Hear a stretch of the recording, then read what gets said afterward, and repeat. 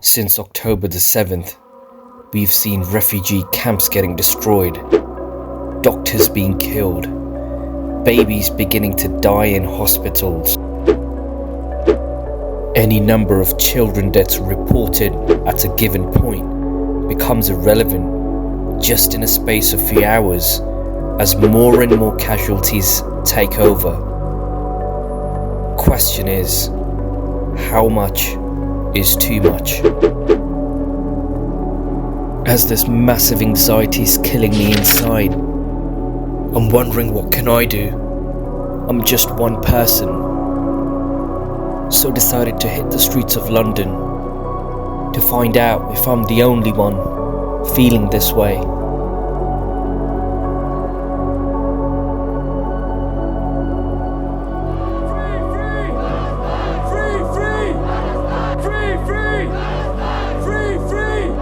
Thousands in our millions! In our thousands in our millions!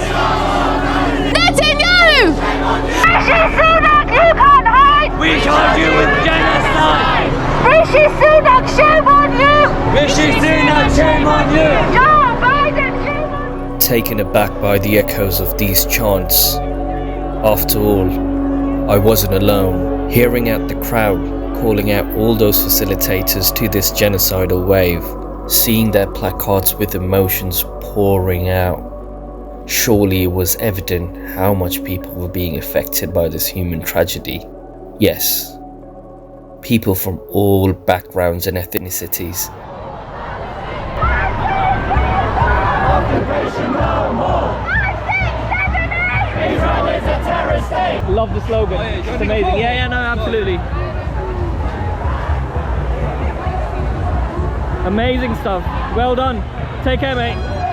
One such interesting group was none other than the Jews themselves. Meet Neturei Karta, a group of Jews representing an anti-Zionist movement. The name Neturei Karta literally means guardians of the city in Aramaic. Judaism, yes. Zionism, no. State of Israel, no. Free, free. Palestine. Free, free. Palestine. Free, free. Palestine. Free, free. Palestine. 1, 2, 3, 4. Occupation no more. 5, 6, 7, 8. Israel is a terrorist state. Israel is a terrorist state. Israel is a terrorist state. Israel is a terrorist state. Israel is not a Jewish state. Israel is not a Jewish state. Israel is not. 1, 2, 3, 4.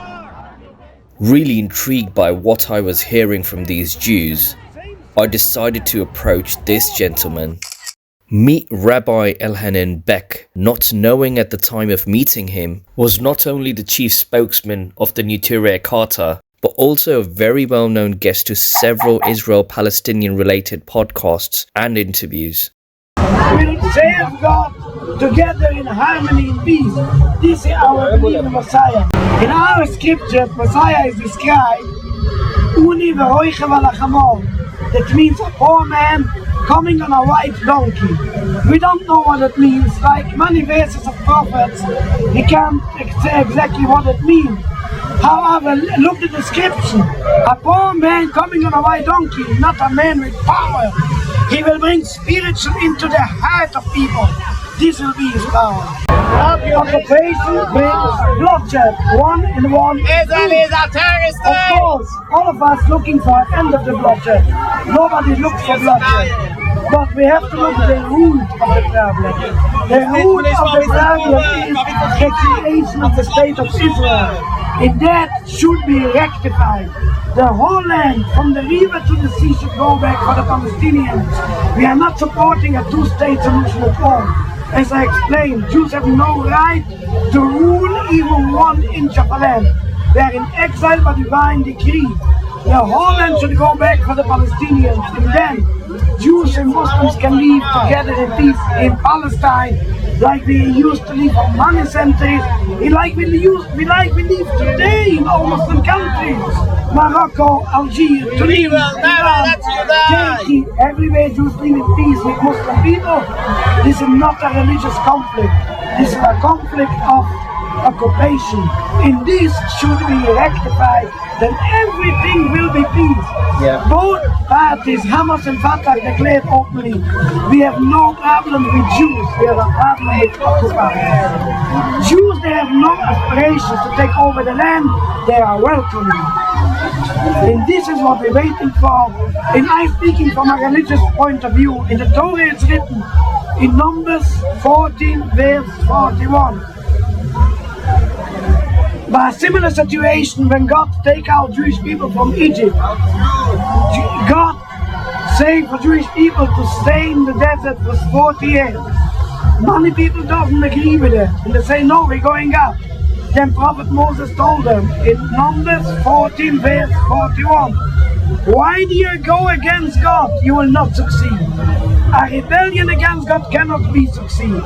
Sometimes God give a power for the evil for a certain time of years, but they will come to an end 100%. It's written in the Torah, a rebellion against God cannot be succeed. As long as there's Zionist state is a rebellion against God, they will not succeed. They will come to an end. We hope, if we pray for a peaceful end, nobody looks for bloodshed. But they will come to an end. If we hope, then all of us will celebrate in a free Palestine. Absolutely. Just one question. Do you know a lot of the Jews in Israel, do they have a similar school of thought as you have? Or do you think there's a lot of people in Israel who follow another school of thought when it comes to Judaism? In Israel itself, there are people, but there are Zionists, but there are hundreds of thousands of Jews, but there are strong anti-Zionists. They don't say in the army, our rabbis say for the youth, better go to prison rather to go to the army. Many of our youth are in the prison. They don't want to save the army.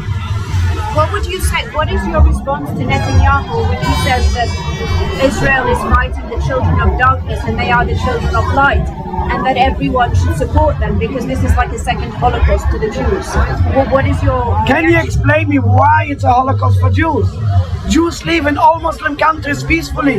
Why they can't live in Palestine peacefully? You see, only they come to occupy someone's land, and then they say, oh, these are enemies, they want to kill us. I'm sorry, give back the land, then you see it's no problem.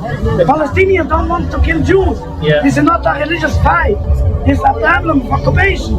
Please don't take over the land, then you don't have any problem. Listening to Rabbi Beck alongside the sea of people can give one a feeling of hope, a feeling of being on the right side of history, a feeling of keeping the cause alive.